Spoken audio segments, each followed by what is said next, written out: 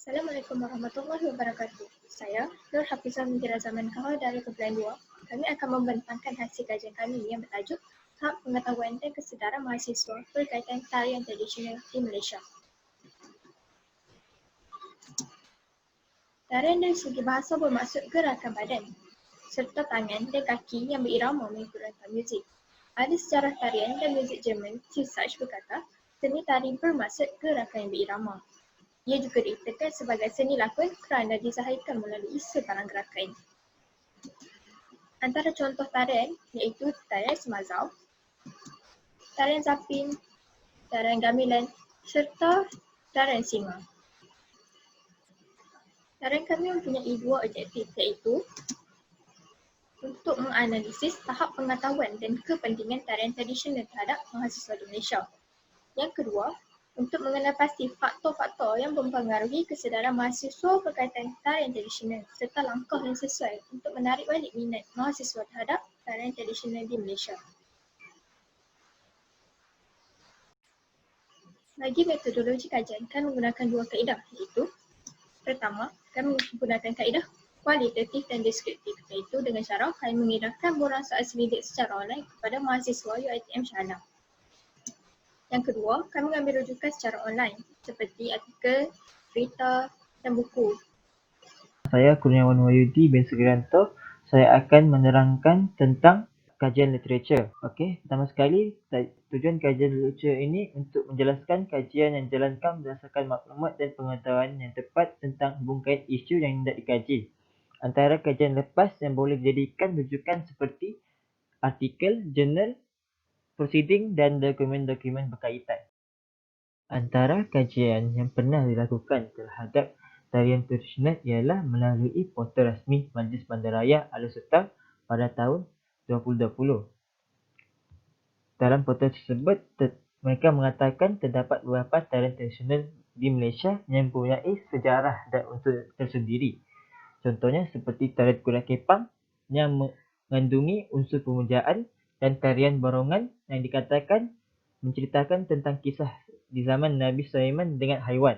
Terdapat juga tarian lain seperti tarian Sapin dan tarian Sumazau. Yang seterusnya ialah melalui akhbar sinar harian yang bertajuk Tarian Satukan Malaysia. Dalam peraturan akhbar tersebut, Dekan Fakulti Muzik dan Seni Persembahan UPSI, Profesor Matyah Muhammad Kipli berkata bahawa tarian tradisional dapat mengharmonikan kaum dan merupakan sebuah identiti negara kerana setiap penari perlu mempelajari warisan dan sejarah di setiap langkah tari. Secara tidak langsung, ia akan melahirkan semangat cinta akan negara terhadap diri penari. Kajian literature yang ketiga ialah melalui utusan Borneo Online pada tahun 2018 yang ditulis oleh Andi Sabang. Dalam kawatan tersebut menceritakan tentang Noel Thomas yang berbangsa Iban dan amat meminati tarian tradisional. Noel berpendapat bahawa tarian tradisional Melayu amat unik dan melambangkan kelembutan dan kehalusan budaya.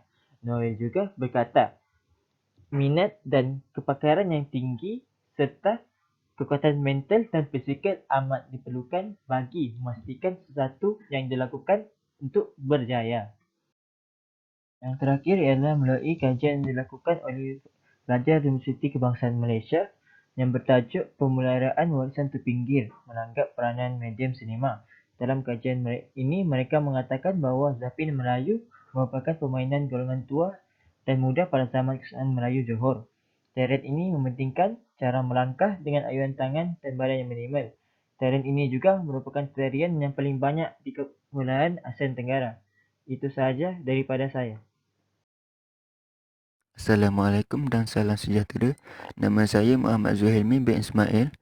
Sebentar tadi, rakan sejawat saya, Kurniawan telah menerangkan beberapa kajian yang berkaitan dengan tarian tradisional. Di sini, saya akan menerangkan beberapa kajian berkaitan tarian tradisional dengan lebih lanjut. Pertama sekali, sebuah akhbar bertajuk Fardi Bunga menerangkan bahawa tarian Menggalai Abai merupakan tarian dari suku kaum orang Sungai pada tahun 2018. Tarian ini telah berjaya memenangi pingat emas dalam pertandingan Piala Dunia Tarian di Sitges, Barcelona. Keunikan yang ditonjolkan melalui tarian ini telah berjaya menarik hati para juri. Kejayaan para penari yang terdiri daripada 6 pelajar sekolah rendah ini bukan sahaja telah mengharumkan nama negara Malaysia, mereka juga secara tidak langsung dapat memperkenalkan keunikan budaya negara ini di mata dunia. Selain itu, menurut penulis berita harian online iaitu Shahrin Nahar Latif pada 2016, Bonnie Lee Tek Kiong yang diwawancara merupakan seorang yang berbangsa Cina. Bagi beliau, itu bukanlah penghalang untuk menguasai gerakan tarian tradisional Melayu. Beliau berpendapat bahawa tarian tradisional ini mempunyai keistimewaannya yang tersendiri. Ia boleh dilihat daripada rentak lenggok serta gaya penari tersebut. Beliau juga berpendapat bahawa setelah mempelajari tarian tradisional ini, ia sangat padat dan syarat dengan nilai murni, misalnya melatih sikap hormat menghormati, selain itu dapat membentuk disiplin. Seterusnya, menurut penulis My Metro iaitu Zaiti Hatibi pada 2019, tarian Kol Attam merupakan tarian masyarakat India. Tarian ini dikatakan bertujuan untuk menghiburkan hati pada waktu terluang yang dipersembahkan oleh wanita yang bekerja di sawah padi. Tarian ini dipersembahkan setelah padi dituai dan pesta menuai diadakan. Tarian ini dapat melatih disiplin dalam diri seseorang seperti menepati masa, patuh arahan, peka serta kerjasama. Di samping itu, melalui akhbar Borneo Post Online pada 2012, pembantu pentadbiran Yayasan Kebudayaan Dayak Evelyn Marsha berpendapat bahawa kanak-kanak perlu dididik dengan tarian kebudayaan sejak muda supaya selari dengan pembangunan moden.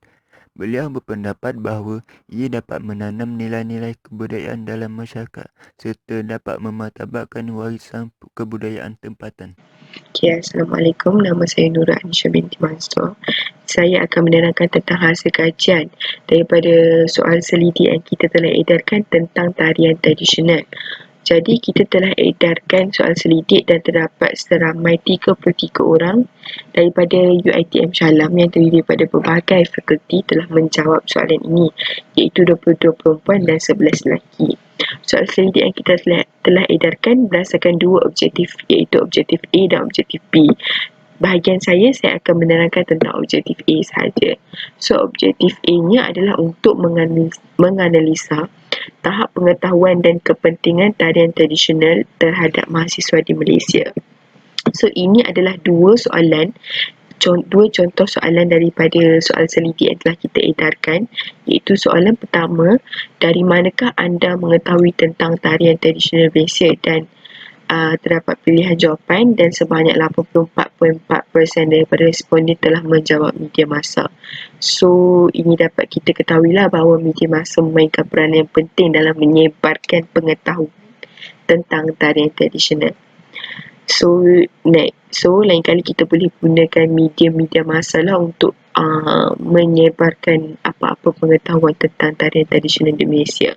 Seterusnya, soalan kedua adalah, adakah anda tahu terdapat pelbagai tarian tradisional mengikut tempat dan kaum di Malaysia?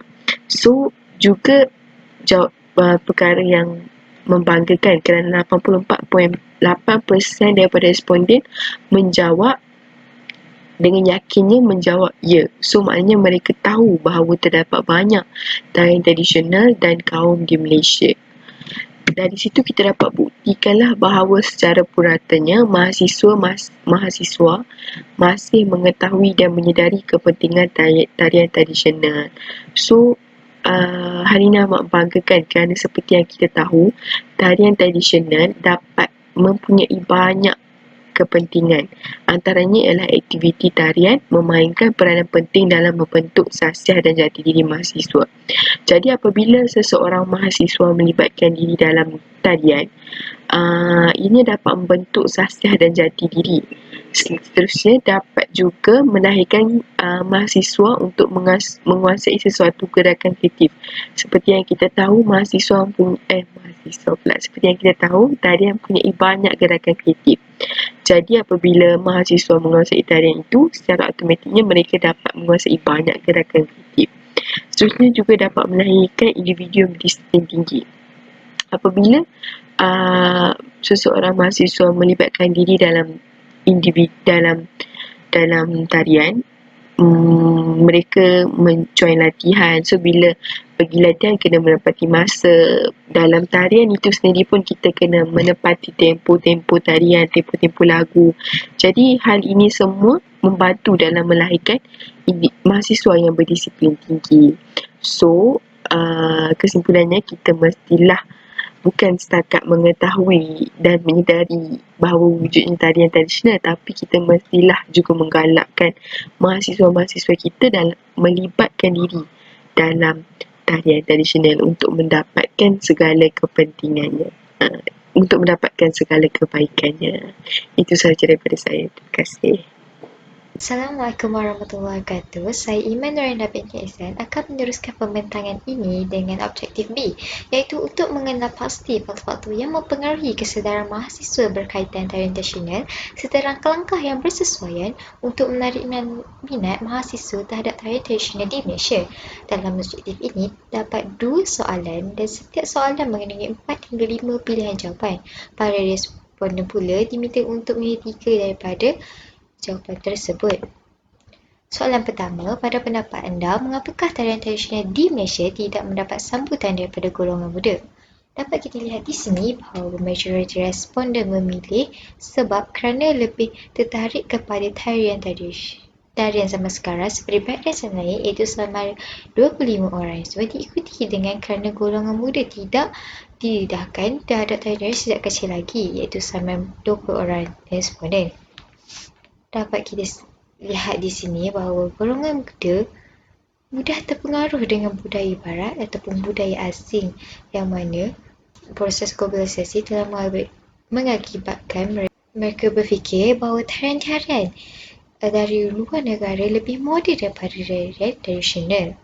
Namun, kita tidak boleh mempersalahkan hanya golongan muda kerana mereka tidak didedahkan dengan tarian ini sejak kecil, yang mana tidak timbulnya minat ini ketika kecil lagi. Jadi golongan terdahulunya sepatutnya mengambil langkah yang aktif untuk membudayakan kembali tarian ini. Soalan kedua, apakah langkah-langkah yang boleh diambil bagi menggalakkan golongan muda pada masa kini untuk lebih berminat dengan tradisional? Dapat kita lihat di sini bahawa langkah mengadakan karnival tarian tradisional, iaitu sebanyak 23 orang responden mendapat majoriti diikuti dengan mengadakan pertandingan tarian tradisional, iaitu sebanyak 20 orang responden. Kita sedia maklum bahawa golongan muda adalah golongan yang sukakan keberhiburan berbanding dengan perkara yang prima. Berilmiah, jadi apa kata kita menggabungkan kedua-dua tersebut supaya mereka boleh belajar sambil berhibur. Sedikit sebanyak mereka akan melahirkan rasa minat itu terhadap tarian tradisional dan kemudiannya mengembangkan lagi tarian tradisional yang ada di Malaysia. Konklusinya, kita seharusnya menyelidik punca-punca atau faktor-faktor yang menjadi penyebab golongan muda tidak berminat sebelum menjalankan langkah untuk menarik minat mereka supaya langkah-langkah itu lebih efektif dan berjalan. Yang dari saya. Kesimpulan dari kajian ini, kami dapati mahasiswa Malaysia sangat perhatian dan peka akan tarian tradisional di Malaysia. Selain itu, majoriti mahasiswa mengetahui tentang tarian tradisional ini melalui media massa. Namun, mahasiswa masa kini lebih terlihat tertarik kepada tarian moden. Oleh itu, banyak mahasiswa yang mencadangkan untuk mengadakan karnival tarian tradisional sebagai langkah untuk mempopularkan tarian tradisional. Dengan itu, objektif-objektif kami telah tercapai.